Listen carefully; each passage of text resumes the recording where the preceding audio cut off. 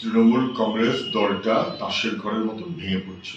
সবাই আপনারা জানেন, নির্বাচনের আগে আমি এবং আমরা বারে বারে বলেছি যে যেভাবে তৃণমূল চলছে, দুর্নীতি দুষ্কৃতি কাণ্ডে, পুলিশের ঘেরাটোপে, ক্ষমতার অলিন্দে পুলিশের ঘেরাটোপে থাকতে না পারলে তৃণমূল দলটা উঠেই, কারণ তৃণমূল কোনো দল না, এটা একটা পেশা।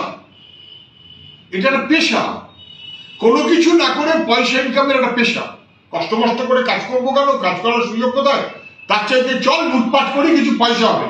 তা লুটপাট করতে গেলে কি করতে হবে? তৃণমূলের স্ট্যাম্প লাগবে আর পুলিশের ঘেরাটোপ লাগবে। যদি সেটা না থাকে তাহলে ওই পেশাটা উঠে যাবে, মানে তৃণমূল দলটা উঠে যাবে। ভেবেছিলাম মাস তিনেক লাগবে, দেখা যাচ্ছে এক মাসের সময় যায়নি, তৃণমূল কংগ্রেসের পেশাটা ধ্বংস হয়ে গেল। এটাই স্বাভাবিক, যেভাবে দল করেছে তৃণমূল, তাতে এটাই স্বাভাবিক। তৃণমূল দল বলে কিছু নেই, কিছু থাকবে না, তাসের ঘরের মতন ভেঙে পড়ছে, কর্পূরের মতন উবে যাচ্ছে। পশ্চিমবাংলাকে যা 12টা বাজাবার বাজিয়ে দিয়েছে, এখন বিজেপিকে ইনস্টল করে ওর কাজ শেষ।